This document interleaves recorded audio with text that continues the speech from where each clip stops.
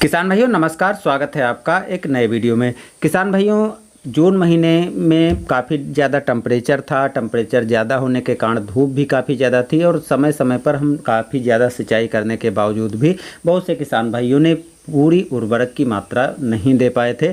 कुछ किसान भाइयों ने मिट्टी चढ़ाने का कार्य भी पूरा कर दिया था, लेकिन उसके दौरान भी उन्होंने उर्वरकों को पूरा नहीं किया था। तो इस टाइम पर जुलाई महीना हो चुका है, बारिश भी हो चुकी है, मौसम काफ़ी अच्छा हो चुका है और गन्ने में जो है उर्वरकों का जो अंतिम पड़ाव आता है वो देने का टाइम आ गया है।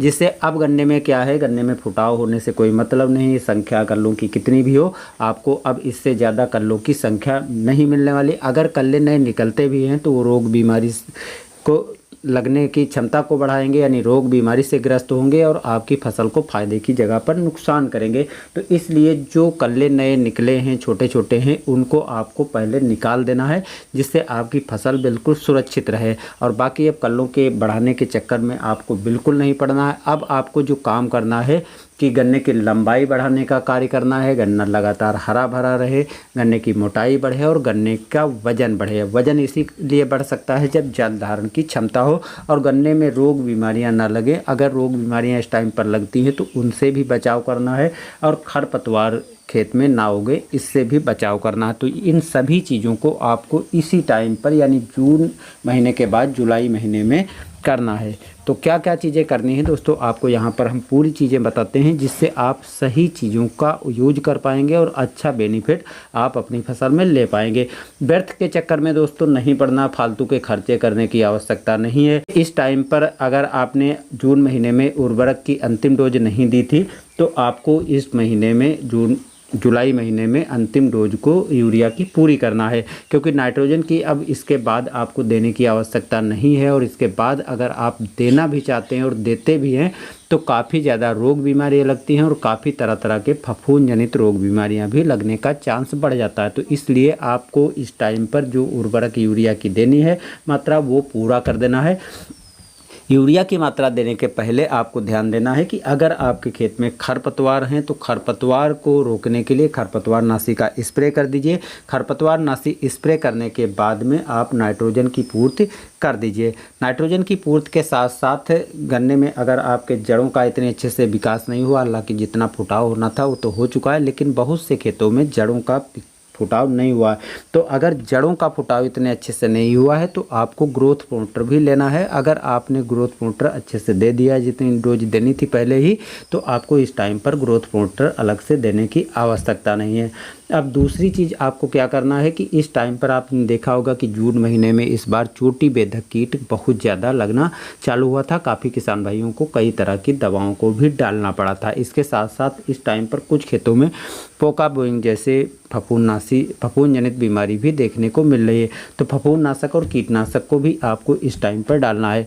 अगर आपके खेत में चोटी बेधक या किसी तरह के कीट दिखाई पड़ते हैं या मिट्टी में कीट दिखाई पड़ते हैं, दीमक आदि का प्रकोप है, मिलीबग वगैरह का प्रकोप है, तो आपको इस टाइम पर जो है कीटनाशक और फफूंदनाशक दोनों लेना है। दोनों का आपको स्प्रे करना है। यदि मिट्टी के कीट हैं तो आपको जो दवा लेनी है कीटनाशक वो मिट्टी में डालना है, तो वो आप उर्वरक के साथ में मिलाकर दे सकते हैं। वैसे अगर आपके पौधे पर रोग कीट बीमारी दिखाई पड़ती है तो आपको स्प्रे करना है। बहुत से किसान भाइयों को मैंने देखा है कि इस टाइम पर फर्टेरा या वर्टा को डाल देते हैं। अब अगर आपने कोराजन डाल दिया तो कोराजन में क्लोएंट्रानिलिप्रोल होता है जो ग्रुप 28 का है, और ग्रुप 28 दवा का आपको 6 महीने में एक बार ही यूज करना रहता है। तो ऐसी गलती आपको भूलकर नहीं करनी है, जिससे नुकसान होता है। और आगे जो आपके गन्ने से उर्वरक डाला है, जो आपने दवाओं को डाला है, वो तो आपके पौधे को ऐसा नहीं कि फ़ायदा नहीं करेंगे, लेकिन जो आपने डबल डोज डाल दी है क्लोएंट्रानिलिप्रोल की, उससे एक जहरीला तत्व बनता है जो काफ़ी समय तक गन्ने में मौजूद रहता है। और जब उससे गुड़ या शक्कर बनाई जाती है तो वो आदमी के स्वास्थ्य को भी ख़राब करता है। इसलिए ग्रुप 28 की दवा को आपको दोबारा नहीं डालना। अगर आपके खेत में इस टाइम पर रोग कीट दिखाई पड़ते हैं तो फिप्रोनिल आप ले सकते हैं या थायोमेथाक्सम ले सकते हैं, और इनका आप स्प्रे कर सकते हैं या मिट्टी में दे सकते हैं। अगर आपके खेत में मिट्टी वाले कीट हैं, दीमक आदि हैं, तो सबसे अच्छा है कि आप जो दवा आती है, नॉर्मल सी दवाएं मार्केट में उपलब्ध होती हैं, उनको आप यूज कर सकते हैं। बाकी आपको लंबा खर्चा करने की ज़रूरत नहीं। बहुत से किसान भाई इस टाइम पर क्या करते हैं, एक बहुत जहरीली बहुत खतरनाक दवा होती है कार्बोफ्यूरान, उसको डालते हैं। दोस्तों इस टाइम पर अगर मैं तो उसको कभी बताया ही नहीं कि आप उसको डालो, लेकिन अगर आप डालते हैं तो आपको यूरिया के साथ या उर्वरक के साथ में मिलाकर बिल्कुल नहीं डालना है।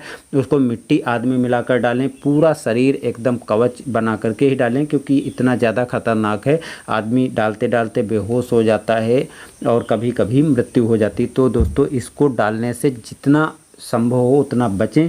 दूसरे आपके कीटनाशक मौजूद हैं, उनको यूज कीजिए और उनका फ़ायदा लीजिए। व्यर्थ में आप ऐसा कुछ मत करो जिससे आपके शरीर को नुकसान हो। तो दोस्तों उम्मीद करता हूं कि आप आगे जो चीज़ें डालेंगे उनको सोच समझ करके ही डालेंगे। अब जो उर्वरकों को डालना है उसमें आपको क्या क्या डालना है, एक तो जैसे ग्रोथ प्रमोटर आपने अभी तक नहीं डाला है या डालने की कोशिश कर रहे हैं तो डाल सकते हैं, कोई दिक्कत नहीं है। लेकिन अगर आपने पहले ही पूरा कर दिया है, 2 बार डाल चुके हैं, तो अब डालने की आवश्यकता नहीं। इस टाइम पर जो चीज़ें अब आपको डालनी है वो आपको एक एक करके मैं बता रहा हूँ, उनको आप नोट करना चाहें तो नोट कर लीजिए। एक तो आपको इस टाइम पर माइक्रो न्यूट्रिएंट्स डालना है। माइक्रो न्यूट्रिएंट्स जिसमें कैल्शियम हो गई, मैग्नीशियम हो गई, आयरन हो गई, जिंक हो गई। और इन माइक्रो न्यूट्रिएंट्स को आप मार्केट में जाएंगे तो पूरा सब कुछ एक में मिक्स मिल जाता है और उसको लेकर के आप डाल सकते हैं। मात्रा आपको अलग अलग माइक्रो न्यूट्रिएंट्स की अलग अलग रखनी होती है, तो मात्रा के बारे में यहाँ नहीं बता रहे हैं। अगर आप चाहते हैं किसी चीज़ के बारे में तो उसके लिए अलग से मैं जानकारी दे दूंगा। तो इनको डालने से फ़ायदा क्या होता है कि जो माइक्रो न्यूट्रिएंट जो सूक्ष्म तत्व होते हैं उनकी अक्सर हमारे गन्ने में कमी हो जाती है और उसके बाद हम तरह तरह की चीज़ों पर खर्चा करते हैं, फ़ायदा नहीं मिलता है। तो इनको आपको पूरा इस टाइम पर कर देना है, जिससे ऐसी कोई कमी आपके खेत में ना आए, गन्ने में ना आए, जिससे आपको नुकसान हो। अब इसके अलावा दूसरी चीज़ आपको क्या रखना है कि इस टाइम पर आपको जो है फास्फोरस की पूर्ति करना। फास्फोरस की पूर्ति आप सिंगल सुपर फास्फेट से कर सकते हैं, जिससे जड़ों का फुटाव अच्छे से होगा और अच्छे से जड़ की संख्या ज़्यादा बनेगी, जिससे पौधा खड़ा रहेगा और तना भी मजबूत होगा और गन्ने की मोटाई भी बढ़ेगी। अब मोटाई जब बढ़ेगी तो निश्चित ही आपका फ़ायदा होने वाला है। इसके साथ साथ जो आपने यूरिया पहले दे दी है तो यूरिया से गन्ने की लंबाई बढ़ेगी, जिससे पौधा लंबा होगा, लंबे के साथ साथ मोटा होगा और वज़न आपका ज़्यादा मिलेगा। अब इन चीज़ों को देने के बाद अगर आप इस टाइम पर पोटास नहीं डालते हैं तो आपके खेत में उतना वजन या उतना अच्छे से गन्ने का विकास नहीं होता है, क्योंकि पोटास जो है रोग प्रतिरोधक क्षमता को बढ़ाता है, यानी रोगों से लड़ने की क्षमता को भी बढ़ाता है। इसके साथ साथ गन्ने में पानी धारण करने की क्षमता को बढ़ाता है, गन्ने में हरापन लाने का और जो पोषक तत्वों को है उनको भी संरक्षित करने का कार्य करता है। और इसके अतिरिक्त जो है लंबे टाइम तक पोटास जो है जल धारण की क्षमता को बढ़ाता है। इसलिए जब लास्ट में आप कटाई करते हैं, जिन खेतों में पोटास नहीं पड़ी होती उनका गन्ना मोटा होता है, बड़ा लंबा होता है, लेकिन वजन उतना नहीं निकलता है। तो अगर आप पोटास भी इस टाइम पर डालते हैं तो गन्ने में जल धारण की क्षमता बढ़ेगी, जिससे गन्ने का वजन बढ़ेगा और गन्ने में रोग बीमारियां लड़ने की क्षमता भी बढ़ेगी, जिससे रोग बीमारी लगने के चांस काफ़ी कम हो जाएंगे। अब इन चीज़ों को आप पूरा करने के बाद एक चीज़ लास्ट में आपको करनी है कि जिब्रेलिक एसिड जो होती है, जिब्रेलिक एसिड का भी स्प्रे करना है। उसके लिए दोस्तों मैं अलग से पूरी जानकारी दे दूंगा, तो वो वीडियो भी आप मिस मत करिएगा। इसके लिए चैनल को सब्सक्राइब कर लीजिएगा। अब आज की जानकारी दोस्तों कैसी लगी कमेंट में ज़रूर बताइएगा। मिलते हैं अगले वीडियो में, धन्यवाद।